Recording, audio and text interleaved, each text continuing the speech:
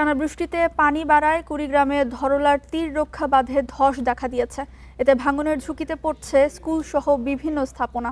ভোরে সদর উপজেলায় হলুখানা ইউনিয়নের ৪ নম্বর ওয়ার্ডে ধরলা নদীর তীর সংরক্ষণ বাঁধের একাংশে ধস দেখা দেয়। বাঁধের বেশ কিছু ব্লক থেকে নদীতে ধসে পড়ে। তীর সংরক্ষণ কাজ শেষ হওয়ার আগেই ধস দেখা দেয় আতঙ্কে স্থানীয়রা। গ্রামবাসীর অভিযোগ, ঠিকাদারি প্রতিষ্ঠানের অনিয়ম ও দুর্নীতির কারণে এমন পরিস্থিতি। এতে করে ভাঙনের ঝুঁকিতে পড়ছে ছাটকালুয়ার সরকারি প্রাথমিক বিদ্যালয়, মসজিদ সহ বিভিন্ন স্থাপনা। আতঙ্কে দিন কাটছে ৩টি ইউনিয়নের বাসিন্দাদের।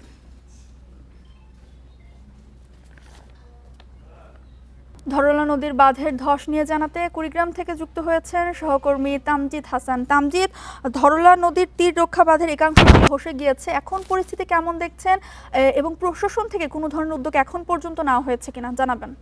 জি, আসলে কুড়িগ্রামের ধরলাপাড়ার মানুষের যেন সুখ শান্তি নেই বললেই চলে। তাদের প্রতিনিয়ত কিছুদিন আগে যেমন বন্যা গিয়েছে, এখন আবার বন্যা পরবর্তী নদী ভাঙন এবং বাঁধে ধস দেখা দিয়েছে। আমরা যেমনটি প্রতিবেদনে বলছিলাম যে আসলে আজকে ভোর থেকেই কিন্তু কুড়িগ্রামের সেই ছাটকালুয়ার যে এলাকাটি রয়েছে সদর উপজেলার হলুখানা ইউনিয়নে, সেখানে কিন্তু বাঁধে ধস দেখা দিয়েছে। অর্থাৎ ধরলাকে রক্ষা করতে যে তীর রক্ষাকারী বাঁধ, সেই বাঁধেই এখন হুমকির মুখে।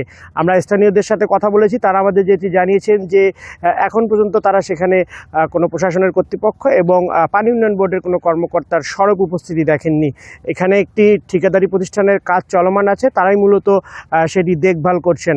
আমার কাছে এখন পর্যন্ত যে তথ্যপত্র আছে তাতে প্রায় ৪০ মিটারের কাছাকাছি অংশে কিন্তু এই ভাঙনটি দেখা দিয়েছে এবং এই ভাঙনের কবলে আপনি যেমনটি জানাচ্ছিলেন যে ৩ ইউনিয়নের প্রায় ১০ থেকে ১৫,০০০ মানুষ কিন্তু আশঙ্কায় এখন দিন কাটাচ্ছে। সর্বশেষ সার্বিক পরিস্থিতি যেটা, যে সেখানে ব্লক নদীতে ধসে পড়ছে এবং এলাকাবাসী চেষ্টা করছে সেই ধসটাকে কিছুটা থামানোর জন্য।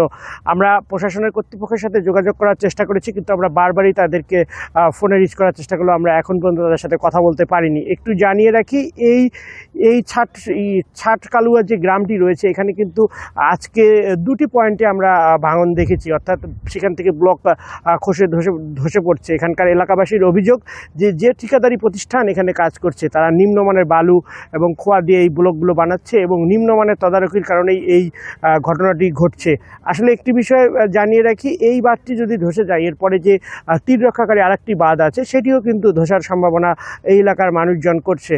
কুড়িগ্রামের সাথে যে ফুলবাড়ির যে একমাত্র সংযোগ সড়ক, সেটিকেও কিন্তু টিকিয়ে রেখেছে এই বাঁধ। তো সার্বিক পরিস্থিতি বিবেচনায় এখানকার মানুষ এখন আতঙ্কে দিন কাটাচ্ছে। তারা চাচ্ছে যে এই কাজের যেন সুষ্ঠু তদারকি হয় এবং সুন্দরভাবে যেন কাজটি সমাপ্ত হয়, এবং তারা এও বলছে যে এ ধরনের নিম্নমানের কাজ করলে কিন্তু এখানকার মানুষের আতঙ্ক দিন দিন আরও বাড়বে। তো এই ছিল আমার কাছে কুড়িগ্রাম থেকে বাঁধ ধসের সার্বিক পরিস্থিতির সর্বশেষ।